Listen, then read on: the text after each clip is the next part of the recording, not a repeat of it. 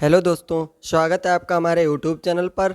आज हम आपको फार्माकोथेराप्यूटिक जो आपका एग्ज़ाम कल है उसके इम्पॉर्टेंट क्वेश्चन के बारे में थोड़ी सी चर्चा करेंगे। दोस्तों, इससे पहले हम फार्माकोलॉजी और आपके इन्वायरमेंट पेपर और कम्युनिटी फार्मेसी के पेपर की चर्चा कर चुके हैं। हमने अपने एक्सपीरियंस से नहीं बल्कि हमने मेहनत से अपने क्वेश्चन आपको बताए हैं और वो क्वेश्चन आपके एग्ज़ाम में भी आए हैं। दोस्तों, अगर जो हम क्वेश्चन बताते हैं तो आप उसको एक बार देख लिया करो, क्योंकि आप में जो आपके जो एग्ज़ाम है उसमें आने के उसके ज़्यादा चांसेस होते हैं। हम ये नहीं कहते कि जो हम बताएंगे वह 100% आपके एग्ज़ाम में आ जाएगा, लेकिन हम ये ज़रूर कहते हैं सभी वीडियो में कि दोस्तों अगर हम जितना बता रहे हैं आप अगर उतना देख लेंगे तो दोस्तों आप एग्ज़ाम में अच्छे नंबर ला पाएंगे, आपको फेल करने वाला कोई नहीं होगा। तो दोस्तों, आपका जो फर्स्ट चैप्टर है फार्माकोथेराप्यूटिक, उसका पहले हम बताएंगे। टोटल जितने भी आपके चैप्टर्स हैं उनके सभी के जो भी इम्पोर्टेंट क्वेश्चन है इसी वीडियो में हम चर्चा कर लेंगे। इसको भी हम मैराथन क्लास का नाम दे देंगे। दोस्तों, इससे पहले अभी हमने थोड़ी देर पहले वीडियो अपलोड की है, उसमें हमने बता दिया है कि कौन सा चैप्टर आपके कितने नंबर का पूछा जाता है। तो आपका जो शॉर्ट क्वेश्चन है एविडेंस बेस्ड मेडिसिन, इसको हम पहले भी पढ़ा चुके हैं। अगर आपने नहीं देखा है, अगर आपको नहीं समझ में आता है अभी, तो आप डिटेल से जाकर मेरी वीडियो को देख लें और उस वीडियो को भी लाइक कर देना और इस वीडियो को भी लाइक कर देना और हमारे चैनल को सब्सक्राइब करना ना भूलना, क्योंकि आप लोगों ने बहुत मेहनत करके हमारे 1 के सब्सक्राइबर पहुंचा दिए हैं। अब आप जल्दी से हमारे 2 के सब्सक्राइबर भी 20 तारीख तक पहुंचवा दीजिए। आप लोगों का बहुत बहुत धन्यवाद होगा। तो दोस्तों, एविडेंस बेस्ड मेडिसिन क्या होती हैं? देखिए, इसका इंट्रोडक्शन आपको बहुत आसान भाषा में बता रहे हैं। देखिए, एविडेंस बेस्ड मेडिसिन ऐसी मेडिसिन जो एविडेंस पर बेस्ड होती हैं, जिनके बारे में पता होता है कि वह मेडिसिन किस डिसीज़ में यूज़ की जाएंगी और उसका डोज क्या है और उसका मेडिसिन का क्या साइड इफ़ेक्ट है। आपको किसी मेडिसिन के बारे में पहले से ही पता होना चाहिए होता है, जब उसका डोज क्या है, उसका इफ़ेक्ट क्या है और वह किस डिसीज़ को ठीक करेगी। और उस मेडिसिन का जो यूज़ करने से पहले उसके क्लिनिकल प्रयोग करके देखा जा यानी जब कोई मेडिसिन जब मार्केट में आती है तब उसके पहले से ही उसके क्लिनिकल यूज़ करके देखा जा सकता है, यानी पहले से ही देख लिया जाता है कि जो ड्रग मार्केट में आ रही है वह ड्रग इफ़ेक्टिव है या नहीं है। तो इसी को हम कहते हैं एविडेंस बेस्ड मेडिसिन। इसमें एविडेंस बेस्ड मेडिसिन में हमने कुछ एलिमेंट ऑफ ईवीएम बताए हैं, तो आप इसको तो देख ही लेंगे क्योंकि हम इसकी सभी चैप्टर की वीडियो बना चुके हैं और उन सभी चैप्टर के लिंक हम इस वीडियो के डिस्क्रिप्शन में दे देंगे। अगर आपको जो भी चैप्टर इसमें नहीं समझ में आता है तो तुरंत आप डिस्क्रिप्शन बॉक्स खोलिए और वहाँ से आप पढ़ लीजिए। आपका मेन टारगेट है इसमें से जो भी इम्पोर्टेंट क्वेश्चन हैं आप उनको एक बार कॉपी में थोड़ा थोड़ा टॉपिक लिख कर देख लें और उसको समझ लें, क्योंकि दोस्तों हमें भी मेहनत लगती है, लगातार बोलना पड़ता है, प्रॉब्लम हो जाती है। और इसके एविडेंस जो बेस्ड मेडिसिन होती है इसके हमने 5 स्टेप मॉडल भी समझाए हैं और इसमें एक बार दोबारा से बता रहे हैं कि जो एविडेंस बेस्ड मेडिसिन है उसके जो 5 मॉडल हैं उसको आप एग्ज़ाम में ऐसे बना सकते हैं। आपका क्वेश्चन देखो आएगा ज़रूर, 100% आएगा। अगर एविडेंस नहीं आएगा तो इसेंशियल मेडिसिन लिस्ट तो ज़रूर ही आएगा, क्योंकि WHO के अनुसार इसेंशियल ड्रग को इसलिए प्रिपेयर किया जाता है ताकि पॉपुलेशन की हेल्थ के नीड को पूरा किया जा सके, उसकी हेल्थ को प्रोटेक्ट किया जा सके, यानी जो पॉपुलेशन है उसकी हेल्थ केयर को नीड को पूरा किया जा सके। यानी जब हेल्थ प्रोटेक्टेड होगी तब हमारी गवर्नमेंट अच्छे से वर्क कर पाएगी, हमारा देश विकास कर पाएगा। उसके बाद इस लिस्ट में उस ड्रग को शामिल किया जाता है जिन ड्रग का क्लिनिकल ट्रायल हो चुका होता है। देखिए दोस्तों, आपका डी.फार्म में एडमिशन हुआ है तो आपने कोई एग्ज़ाम दिया होगा ना कि आप क्लिनिकल ट्रायल पहले से ही दे चुके हैं तभी डी.फार्म कर रहे हैं। इसी प्रकार ड्रग भी होती है, उसका पहले क्लिनिकल ट्रायल कर लिया जाता है, उसके बाद उसको इसेंशियल मेडिसिन लिस्ट में ऐड कर दिया जाता है। इसी को कहते हैं इसेंशियल मेडिसिन लिस्ट। और देखिए इसका सिलेक्शन कैसे किया जाता है, जो मेडिसिन लिस्ट में इसको ऐड किया जाता है कौन कौन से बेसिस पर ऐड किया जाता है। तो देखिए, ड्रग से जो सेटिस्फाई, यानी जो WHO होती है वह ड्रग से सेटिस्फाई होती है, ड्रग की इफ़ेक्टिवनेस से सेटिस्फाई होती है और जो ड्रग है उसकी क्लिनिकल स्टडी की जा चुकी होती है, वह ड्रग सेफ होती है। ड्रग की क्वालिटी का पता होना और यह पता होना कि ड्रग हमारी बॉडी में जाकर क्या एक्शन शो करेगी, ड्रग की बायो अवेलेबिलिटी का भी पता होना चाहिए, तब उसको इसेंशियल मेडिसिन लिस्ट में ऐड किया जाता है। जो करंट इसेंशियल मेडिसिन लिस्ट है वह आपकी 2021 में आई थी, यानी national list of essential medicine जो आपकी NLEM वो 2021 में आई थी। आपका मल्टीपल चॉइस क्वेश्चन बन सकता है। इसमें 39 ड्रग को शामिल किया गया था। The list was added with ivermectin. इसमें जो आइबरमेक्टिन ड्रग यूज़ की गई थी, यानी इसमें ऐड की गई थी, वह आपकी कोविड-19 में बहुत यूज़ की गई। उसका यूज़ सबसे ज़्यादा किया गया आइबरमेक्टिन का। दोस्तों हमने नीचे कुछ लिस्ट बनाई है जो आपकी 2021 की लिस्ट में ऐड की गई ड्रग्स, जैसे अमिकासिन, एंटीबायोटिक। इस लिस्ट को आप 2-3 ड्रग याद कर लें, अपने एग्ज़ाम में अपने आंसर को इफ़ेक्टिव बनाने के लिए आप उसमें लिख सकते हैं। अगर आपको नहीं याद होता है तो आप उसकी थ्योरी डिफ़ाइन कर दें और लगभग 1 से 1.5 पेज तक आप अपना शॉर्ट कंप्लीट कर दें और 2.5 से 3 पेज तक अपना लॉन्ग कंप्लीट कर दिया करो दोस्तों, क्योंकि 2.5 से 3 पेज तक अगर आप अपना लॉन्ग कंप्लीट कर देंगे तो देखिए आपके 6 लॉन्ग आते हैं, 6 या 18, यानी आपके 18 पेज या 17 पेज में आपके लॉन्ग हो जाएंगे और 10-12 पेज में आपके शॉर्ट हो जाएंगे और 1 पेज में आप मल्टीपल कर दिया करो। आपको फेल करने वाला कोई नहीं है, क्योंकि आपकी मेहनत आपका रंग लाएगी। आप हमें जब सेंड करेंगे ना, सर हम पास हो गए, मेरे बहुत नंबर आए हैं, तब हमको खुशी होगी कि हाँ बच्चे हमारे चैनल से पढ़कर इतने अच्छे नंबर लाए हैं, तब हमें अपने ऊपर गर्व महसूस होगा। अभी कुछ भी नहीं महसूस हो रहा, क्योंकि अभी तो सब कमेंट कर रहे हैं कि सर पेपर बहुत अच्छा हुआ। पेपर तो रिजल्ट के बाद पता लगेगा ना। फिर उसके बाद स्टैंडर्ड ट्रीटमेंट गाइडलाइन, जिसको कहते हैं STGS, यानी एक इसमें ये बुक होती है, यानी प्रोटोकॉल्स होते हैं लिखित में, जिन्हें फॉलो करके ड्रग प्रिस्क्राइब की जाती है। इसमें स्पेसिफिक क्लिनिकल प्रॉब्लम को हैंडलिंग करने का तरीका लिखा होता है। इसकी हेल्प से पेशेंट को बेस्ट ट्रीटमेंट मिल जाता है। जो आपकी STG होती है, इसकी सहायता से बेस्ट ट्रीटमेंट का, यानी आपको पता लग जाता है कि ड्रग का बेस्ट ट्रीटमेंट क्या है। इसमें फार्माकोलॉजिकल गाइडलाइन भी होती हैं और नॉन फार्माकोलॉजिकल गाइडलाइन भी दी गई होती हैं। इसमें drug name, doses form, strength और average dose, number of dose per day and duration of treatment, यानी ट्रीटमेंट का ड्यूरेशन क्या है, यह सब इसमें ऐड होता है STG को, यानी जो STG तैयार की जाती है उसमें।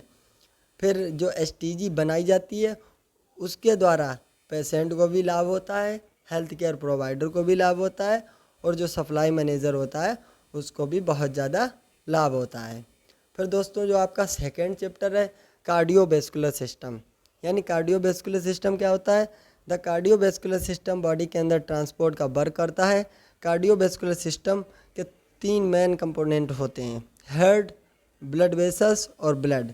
यानी जो हार्ट होता है वह ब्लड पंप करने का वर्क करता है और जो ब्लड वेसल्स होती हैं वह डिलीवरी रूट की तरह एक्ट करती हैं और जो ब्लड होता है वह एक फ्लूइड की तरह वर्क करता है जो ऑक्सीजन एंड अदर न्यूट्रिएंट्स को ट्रांसफ़र करने में हेल्प करता है। इसमें आपकी जो हाइपरटेंशन, सबसे ज़्यादा चलने वाली डिसीज़ है हाइपरटेंशन, तो हमने इसको इम्पॉर्टेंट की कैटेगरी में रखा है। ज़्यादातर बच्चों को इसमें पता भी होगा कि हाइपरटेंशन क्या होता है और हाइपरटेंशन के क्या क्या सिम्टम्स और इसके फार्माकोलॉजिकल और नॉन फार्माकोलॉजिकल ट्रीटमेंट के बारे में लोगों को पता भी होगा। हाइपरटेंशन यानी ब्लड का आर्टरी पर जो फोर्स लगता है उसे हाइपरटेंशन कहते हैं। इसमें ब्लड का जो सिस्टोलिक प्रेशर है वह 140 mmHg हो जाता है और जो डायस्टोलिक प्रेशर है वह 90 mmHg से ज़्यादा हो जाता है। फिर इसमें हमने नीचे थोड़ा सा डिफ़ाइन किया है कि सिस्टोलिक ब्लड प्रेशर होता क्या है। देखिए, यह प्रेशर तब लगता है जब हार्ट कॉन्ट्रैक्ट करता है, तब सिस्टोलिक ब्लड प्रेशर कहलाता है। और डायस्टोलिक ब्लड प्रेशर क्या होता है, यानी यह प्रेशर तब लगता है जब हार्ट रिलैक्सेशन की क्रिया करता है, तो डायस्टोलिक ब्लड प्रेशर कहलाता है। फिर इसकी इटियोपैथोजेनेसिस, यानी इसके क्या क्या टाइप होते हैं। दोस्तों हमने टाइप की भी वीडियो डाली है, पूरा चैप्टर डिफाइन भी किया अच्छे से। देखिए ये प्राइमरी हाइपरटेंशन होता है, सबसे ज़्यादा लोगों में होता है, 90 से 95% लोगों में होता है। उसके बाद सेकेंडरी हाइपरटेंशन, ये बहुत कम लोगों में होता है और इसके रीज़न होते हैं जैसे thyroid issue, blood vessel defect और आपकी बहुत सी डिसीज़ेज़ होती हैं जैसे एड्रीनल ग्लैंड डिसीज़ है, अरोटा हो गया। प्रेगनेंसी केस में ये आपका हाइपरटेंशन हो जाता है। इसके क्लिनिकल मैनिफेस्टेशंस यानी सिम्टम्स क्या होते हैं? सर में दर्द होना, ब्रीदिंग प्रॉब्लम यानी सांस लेने में प्रॉब्लम, ब्लीडिंग फ्रॉम नोज़ यानी नाक से खून निकलना और डिजीनेस, चक्कर आना, विजुअल प्रॉब्लम यानी देखने में प्रॉब्लम होना, चेस्ट में पेन होना और फ्लशिंग यानी आँखों में चमक लगना। तो इस प्रकार से इसके सिम्टम्स होते हैं। नॉन फार्माकोलॉजिकल में वही आप एक्सरसाइज करें डेली, सोडियम को 2400 mg पर डे से कम लेना चाहिए और तंबाकू का सेवन ना करें, अल्कोहल का सेवन ना करें। इसके फार्माकोलॉजिकल मैनेजमेंट को आप तो फार्माकोलॉजी का पेपर दे ही चुके हैं, तो उसमें आपको जो ड्रग याद होती हैं, जो आपको ड्रग याद हैं, वो सब आप इसमें ऐड कर देंगे। फिर उसके बाद आपकी आती है इम्पॉर्टेंट डिसीज़ की कैटेगरी में एक मायोकार्डियल इन्फेक्शन। दोस्तों इसको हम कहते हैं हार्ट अटैक, क्योंकि हार्ट अटैक भी एक कॉमन डिसीज़ है, सबसे ज़्यादा लोगों में ये भी होती है, तो इसीलिए हमने इसको भी ऐड कर लिया है। चांसेस हैं आने के, देखिए अब क्या होता है कल पेपर में।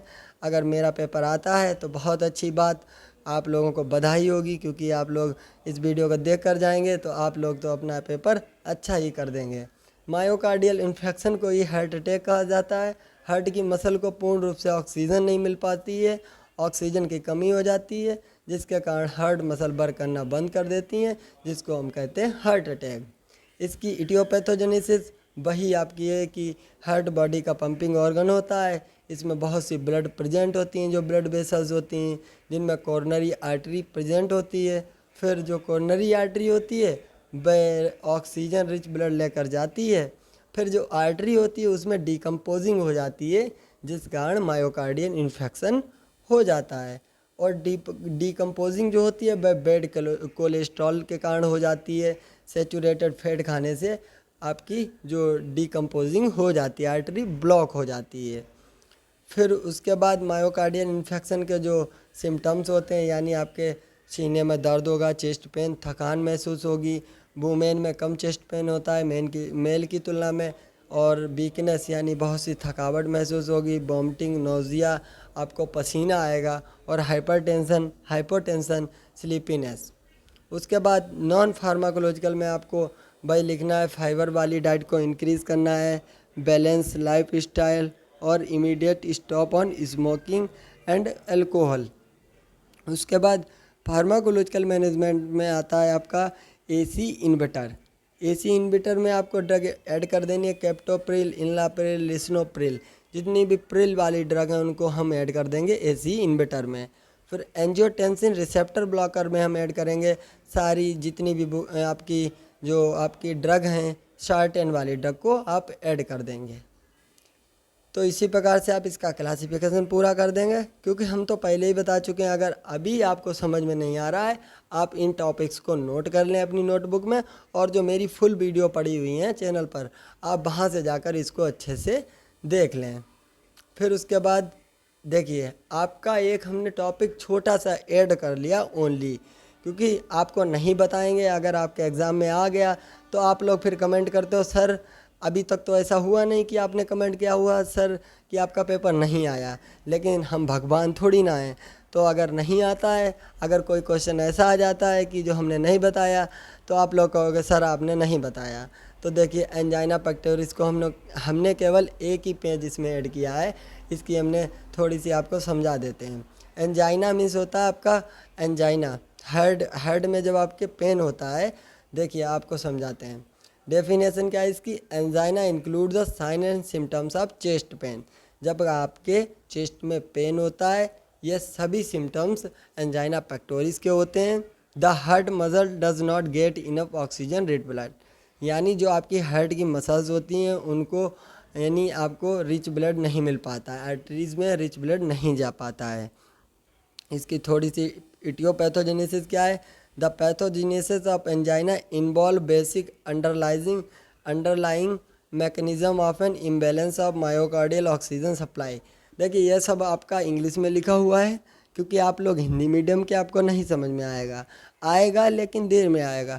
तो दोस्तों हम बता रहे हैं कि यही आपका वही रीज़न है जो मायोकार्डियल इन्फेक्शन में आपका रीज़न था, कि जब यानी जो हमारे हार्ट की ब्लड वेसल्स होती हैं, कोरोनरी आर्टरीज होती हैं, उनमें डिकम्पोजिंग हो जाता है, हार्ट तक जो होता है ऑक्सीजन वाला ब्लड नहीं पहुंच पाता है, जिसके कारण हमारी हार्ट की जो यानी आर्टरीज होती हैं वे ब्लॉक हो जाती हैं, जिस कारण आपका एंजाइना पेक्टोरिस हो जाता है। फिर उसके बाद थर्ड आपका चैप्टर है रेस्पिरेटरी सिस्टम। रेस्पिरेटरी सिस्टम में आपका इम्पॉर्टेंट टॉपिक है अस्थमा।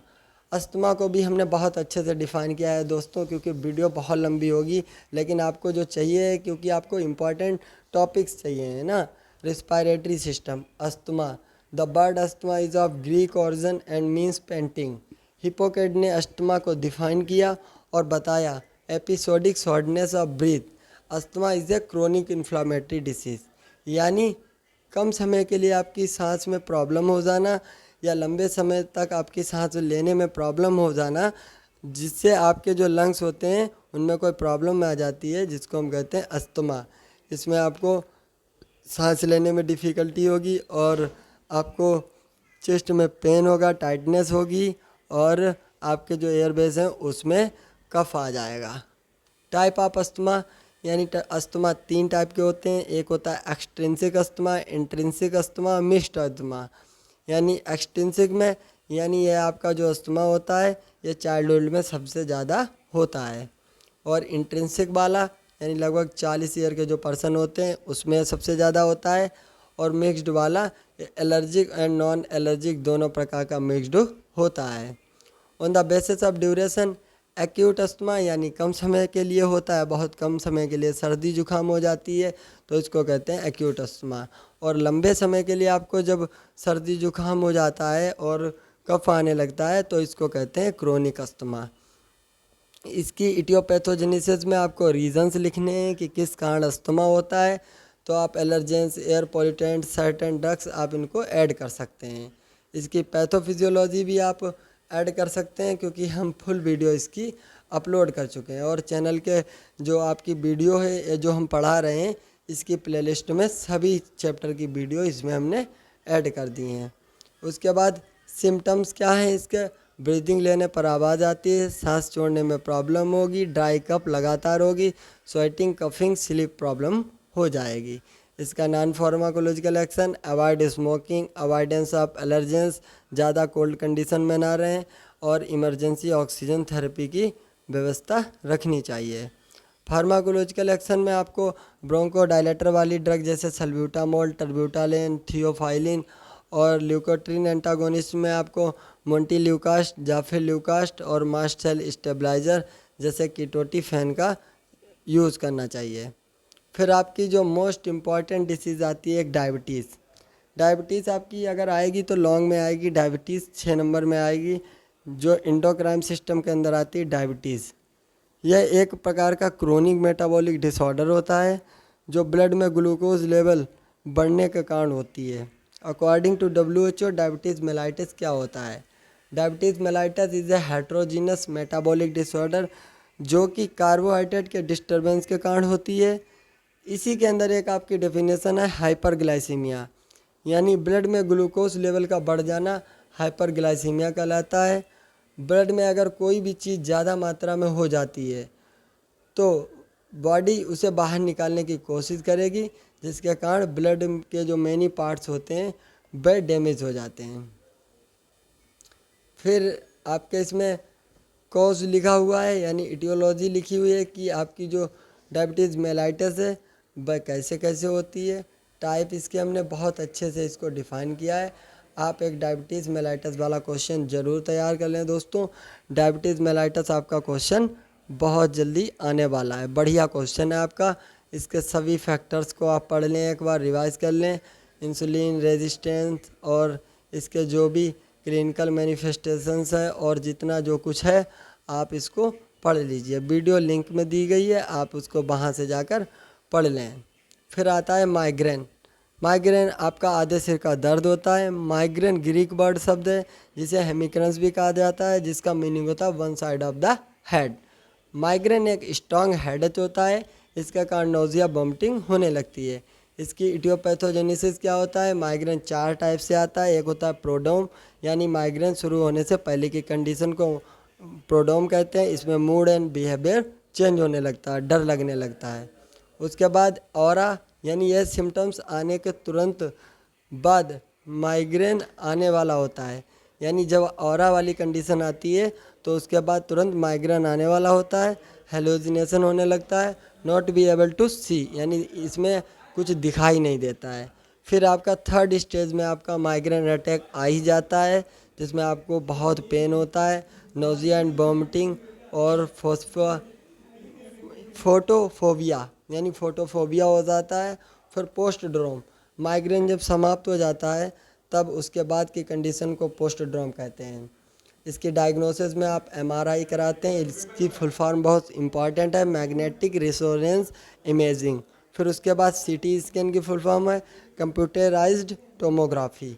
नॉन फार्माकोलॉजिकल एक्शन में आप तैयार करेंगे जो इसमें लिखा हुआ है पेशेंट को काम इन्वायरमेंट, यानी शांत इन्वायरमेंट में रहना चाहिए, लाइट को अवॉइड करना चाहिए, कैफिनेटेड जो भी बेवरेज हैं, ड्रिंक हैं, उनको अवॉइड करना चाहिए, अच्छे तरीके से सोना चाहिए, पूरी नींद करनी चाहिए। फिर उसके बाद इसमें बहुत सी ड्रग यूज़ की जाती हैं, जैसे नेसिड्स, अर्गोटामिन, ट्रिप्टेंस वाली ड्रग और ओपियोइड्स वाली ड्रग यूज़ की जाती हैं। फिर आता है आपका स्ट्रोक। स्ट्रोक को भी हम बहुत अच्छे से पढ़ाए हैं। आप एक बार डिस्क्रिप्शन खोल के तो देखो, क्योंकि उसमें हमने सब ऐड कर दिया है ना, बहुत अच्छे से पूरा सब कुछ, जितनी भी लिंक हैं सब हमने ऐड कर दिए हैं। और जो टॉपिक हमने नहीं डाले उसको हम आपको बढ़िया से समझा देंगे। फिर आपका आता है स्ट्रोक। स्ट्रोक की कंडीशन तब आती है जब ब्लड रुक जाता है और ब्रेन तक नहीं पहुंच पाता है, जिसे कहते हैं ब्रेन अटैक। यदि ब्रेन को ऑक्सीजन एंड न्यूट्रिएंट नहीं मिलेंगे तो ब्रेन की जो सेल्स होती हैं उनका डाई होना शुरू हो जाता है। तो आपके स्ट्रोक के इसमें टाइप को डिफाइन किया है। और उसके बाद इटियोलॉजी, इसको आप देख लें, आपकी इम्पॉर्टेंट डिसीज़ है स्ट्रोक वाली, आप देख लीजिए एक बार, नीचे की तरफ देखिए डिस्क्रिप्शन में। फिर आपका आता है topic Alzheimer disease. Alzheimer disease को आप पढ़ सकते हैं एक बार, इसको डेफिनेशन के रूप में देख सकते हैं, इतना इम्पोर्टेंट नहीं है बट तब भी हमने इसको ऐड कर दिया है।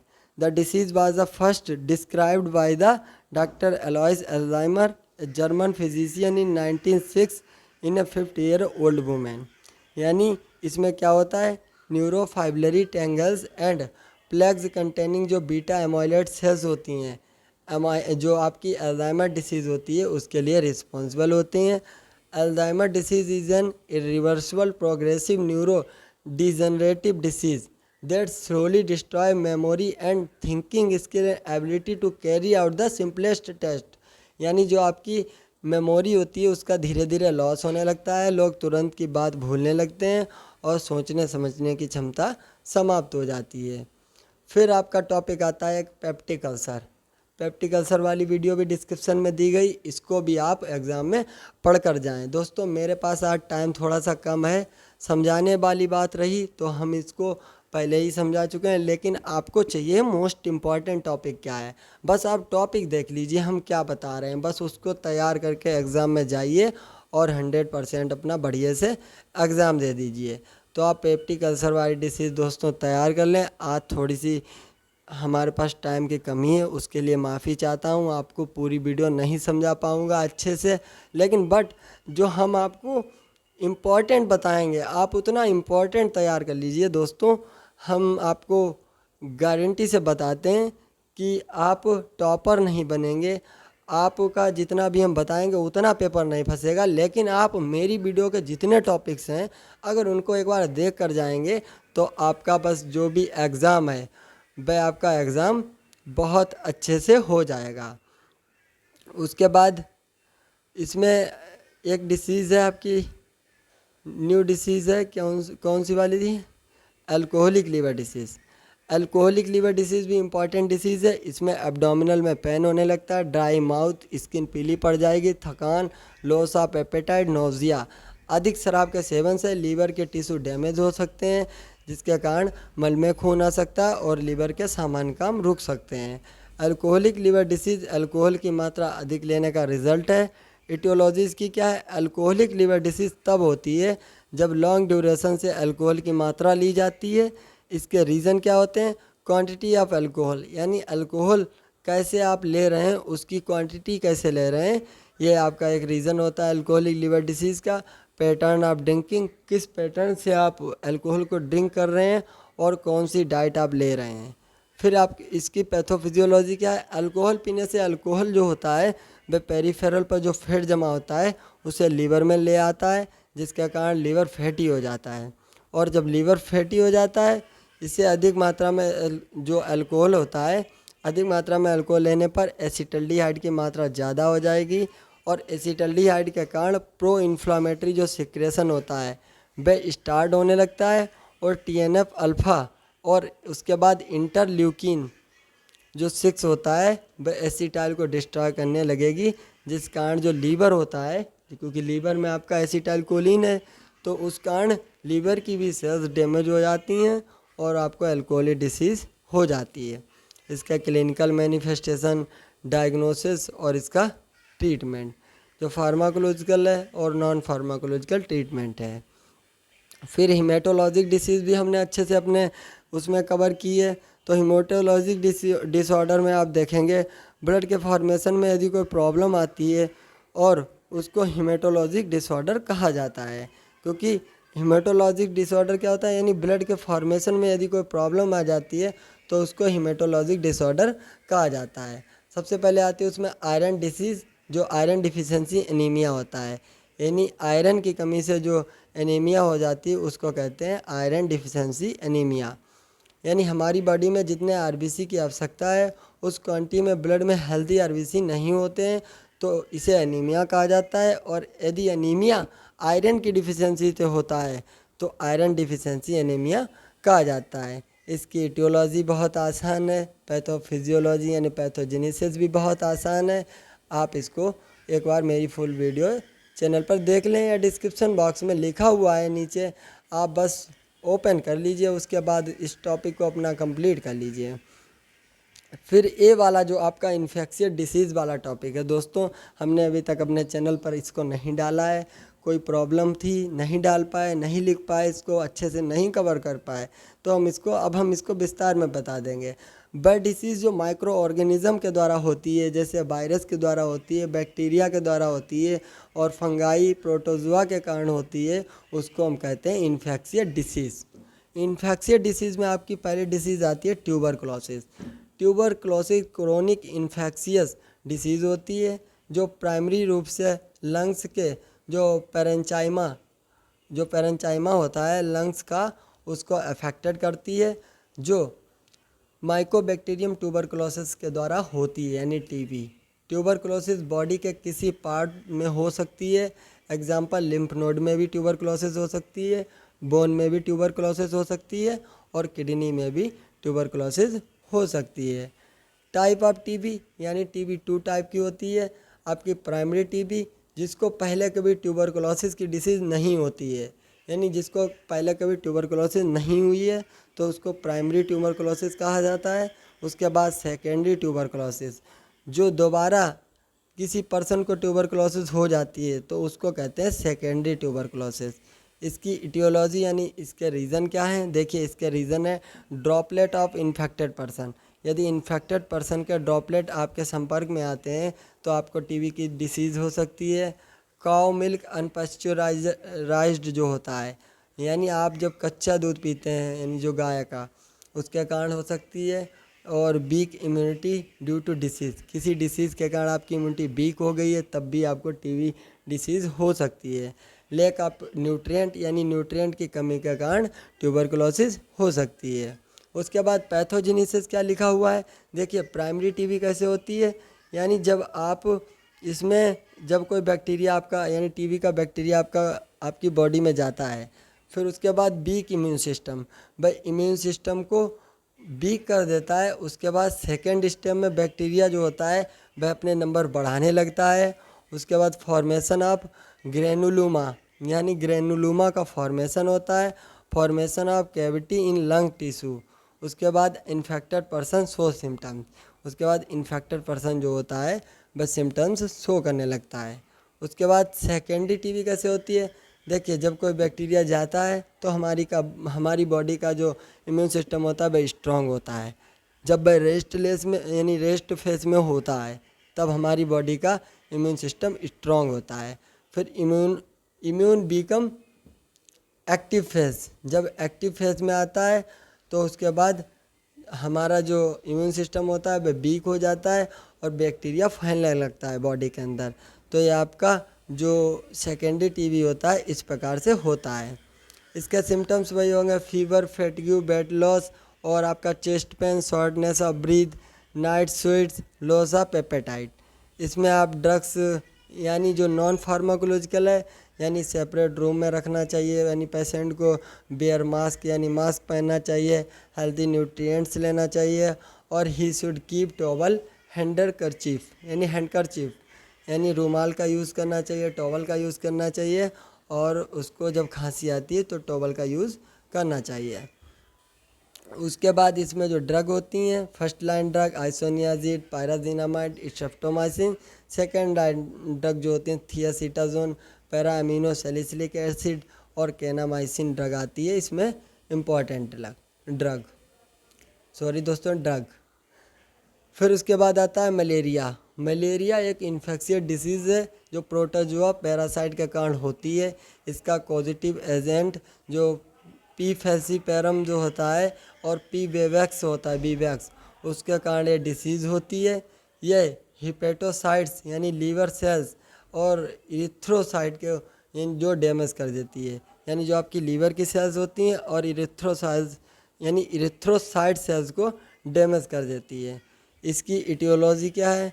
मलेरिया का मेन रीज़न है यानी पी फैसिफेरम जो होता है, पी वीवैक्स, इससे मलेरिया लगभग 80% तक होता है।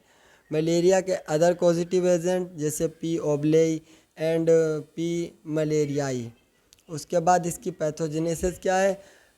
प्री इरिथ्रोसाइट यानी लीवर की सेल्स में, उसके बाद इरिथ्रोसाइट आरबीसी में ये होती है। इन्फेक्टेड एनोफेज बाइट्स यानी आपको इन्फेक्टेड एनोफेज आपको काट लेता है। उसके बाद स्पोरोजॉइट्स इन ब्लड स्ट्रीम में स्पोरोजॉइट्स बनने लगते हैं, लीवर की सेल्स में जाते हैं, फिर वो उसके बाद उनका मल्टीफिकेशन होता है। मल्टीफिकेशन होने के बाद उनका हिपेटोसाइट सेल से निकलकर ब्लड स्ट्रीम में आ जाते हैं, फिर आरबीसी में आ जाते हैं, फिर आरबीसी में उनका मल्टीफिकेशन होता है, अदर आरबीसी में जाते हैं और यहाँ कई साइकिल होती हैं, कई प्रकार की प्रक्रियाएं होती हैं। उसके बाद मलेरिया डिसीज़ हो जाती है। फिर इसके clinical manifestation high fever, fatigue, ठंड लगना, हेमेटोलॉजिक एनीमिया और headache, sweating, yellow skin. Non pharmacological यानी eating food high in iron, folic acid और विटामिन बी 12। फार्माकोलॉजिकल मैनेजमेंट में इसमें ड्रग देनी है आपको, क्लोरोक्विन और प्रीमाक्विन, मिफ्लोक्विन, डॉक्सीसाइक्लिन। फिर है इसमें ड्रग एटोबाक्विन। फिर इसमें वायरल इन्फेक्शन सार्स कोविड यानी कोविड वाला है आपका जो क्वेश्चन, वायरल इन्फेक्शन सार्स कोविड-19। कोरोना वायरस बहुत जल्द एक दूसरे से फैलने वाली डिसीज़ होती है जो कि नोवल कोरोना वायरस के कारण होती है। यह वायरस रिस्पायरेटरी ट्रैक्ट को डैमेज कर देता है जिस कारण सांस लेने में प्रॉब्लम होती है। कोविड-19 को सार्स को सेकेंड यानी कहा जाता है। इसका फुल फॉर्म होता है सीवियर एक्यूट रिस्पायरेटरी सिंड्रोम। इसके जो आपके रीजन थे यानी ड्रॉपलेट थे, फिजिकल कांटेक्ट, कंटामिनेटेड थिंग्स से कोरोना वायरस फैलता था। फिर पैथोजेनेसिस क्या थी? Entry of corona virus, macrophage activate हो जाता था। फिर फेल्यूर ऑफ इम्यूनिटी, आपकी इम्यूनिटी फेल्यूर हो जाती थी। फिर एपिथेलियल सेल्स में मल्टीफिकेशन होता था। उसके बाद इन्फ्लामेशन होता था बॉडी में। फिर एक्यूट लंग इंजरी, लंग्स में इंजरी होती थी। फिर रिस्पायरेटरी जो ट्रैक था वह आपका फेल्यूर हो जाता था। उसके बाद मल्टीपल यानी जो ऑर्गन फेल्यूर होते हैं वह होता था, फिर डेथ हो जाती थी। जो पेशेंट था उसकी, यानी कोरोना वायरस वाला पेशेंट था। इसके आपके क्लिनिकल मैनिफेस्टेशन वही थे, फीवर था, dry cough, weakness, sore throat, difficulty in breathing, chest pain. Non pharmacological में ऑक्सीजन थेरेपी और ventilation, fresh air, encouraging counselling. Pharmacological में एंटीवायरल ड्रग का यूज़ किया गया, जिसमें रेमडेसिविर सिविर और इसमें रिटोनावीर और निरामा रेलिवीर जो ड्रग है आपकी, और मोनोक्लोनल एंटीबॉडीज़ में विविट्रोबिमैब जो ड्रग आती है उसका यूज़ किया गया था। फिर आता है म्यूकोस्केलेटल डिसीज़। इसको दोस्तों हम डिफ़ाइन कर चुके हैं। इसमें एक ही डिसीज़ इम्पॉर्टेंट है, रेमोटाइड अर्थराइटिस। इस डिसीज़ के पूछे जाने के ज़्यादा से ज़्यादा चांसेस हैं। आप डिस्क्रिप्शन बॉक्स में जाइए और इसको भी वहाँ से पढ़ लीजिए दोस्तों। ये इम्पॉर्टेंट डिसीज़ है, आपकी एग्ज़ाम में आ सकती है। फिर डर्मेटोलॉजी यानी वह सिस्टम जिसमें स्किन की स्टडी की जाती है। इसमें जो सिरोसिस वाली ड्रग है वह इम्पॉर्टेंट है। इसके हमने नोट्स भी आपको प्रोवाइड किए हैं, आप इसको अच्छे से पढ़ लें, बहुत इम्पॉर्टेंट है एक हिसाब से, आप इसको भी अच्छे से पढ़ लें। फिर दोस्तों आपकी साइकेट्रिक में आप 2 डिसीज़ पढ़ सकते हैं, या साइकेट्रिक में आप केवल डिप्रेशन भी पढ़ सकते हैं। डिप्रेशन आपको पहले से भी कुछ पता होता है, उसके बारे में पता है, आपने फार्माकोलॉजी में पढ़ा, उसको आप थोड़ा थोड़ा बनाकर अपने एग्ज़ाम में डिफ़ाइन कर दें, अच्छे से उसको लिख दें, आपको समझ में आ जाएगा। फिर जो एंजाइटी है, एंजाइटी भी आप थोड़ा थोड़ा उसको पढ़े हुए होंगे फार्माकोलॉजी में, और उसमें थोड़ा बहुत आप मेरी वीडियो से और पढ़ लेंगे, तब आपको अच्छे से समझ में आ जाएगा दोस्तों। फिर आपका ऑप्थेल्मिक में वही आपका टॉपिक है, ग्लूकोमा वाली डिसीज़। आपके आज भी एग्ज़ाम में ग्लूकोमा आया था, तो आप कल के एग्ज़ाम में भी इसको लिख पाएंगे, और इसको अच्छे से तैयार कर लें। और थोड़ा बहुत तैयार होगा पहले से ही, क्योंकि आपका आज एग्ज़ाम था। आपका एग्ज़ाम आज बहुत अच्छा गया होगा दोस्तों। आज टाइम मेरे पास बहुत कम है, मेरी तबीयत थोड़ी सी ख़राब हो रही है, जिससे हमें बोलने में प्रॉब्लम हो रही है, इसलिए हम आपको बहुत जल्दी जल्दी बता दिए हैं। और चैप्टर 13 जो आपका एंटी माइक्रोबियल वाला, जो आपका जो एंटी माइक्रोबियल है, इसको आप पूरा पढ़ लीजिए, क्योंकि 2 पेज हैं। आपका शॉर्ट 100% आ सकता है दोस्तों, क्योंकि आपका 13 चैप्टर छोटा है बिल्कुल। इसको आप आसानी से एक बार देख लें। वुमेन्स हेल्थ में आप 2 डिसीज़ पढ़ेंगे, एक पॉलीसिस्टिक ओवरी सिंड्रोम, एक पढ़ेंगे डिस्मेनोरिया। पॉलीसिस्टिक ओवरी सिंड्रोम पर ज़्यादा फोकस करना है, क्योंकि ये डिसीज़ आपकी पूछी जा सकती है। और उसके बाद जब पॉलीसिस्टिक आपको याद हो जाए, तो फिर उसके बाद आप डिस्मेनोरिया डिसीज़ को याद कर लें, और इसमें से भी आप कुछ डिसीज़ को कम कर सकते हैं। यानी आपको जो डिसीज़ पढ़ने में प्रॉब्लम होती है, हो रही हो, जो नहीं याद हो रही हो, तो दोस्तों आप उसकी डेफिनेशन याद कर लें, बस डेफिनेशन याद करके, और आप बना के लिख दें उसका सब फार्माकोलॉजिकल एक्शन, और बहुत अच्छे नंबर दिए जाते हैं। आप बस कॉपी भरिए, ऐसा नहीं आप गलत सलत लिख दें, लेकिन टॉपिक से रिलेटेड होना चाहिए। आप चाहे लिखा यानी याद किया हुआ लिखें या बनाकर लिखें, आपके नंबर अच्छे आते हैं। तो दोस्तों वीडियो को लाइक, शेयर, कमेंट और ज़्यादा से ज़्यादा प्यार देना। और कल जो आपका बायोकेमिस्ट्री का पेपर है, उसकी अच्छे से इम्पॉर्टेंट वीडियो फिर से मिलेगी। आप उतने टॉपिक तैयार करेंगे, आप एग्ज़ाम बहुत अच्छे दे पाएंगे। फिर आपका हम एक फार्मेसी लाइन इथिक्स का जो इम्पॉर्टेंट वीडियो है उसको भी बना देंगे। उसके बाद आपकी हॉस्पिटल की बना के आप एग्ज़ाम पास हो जाएंगे दोस्तों। धन्यवाद दोस्तों वीडियो देखने के लिए।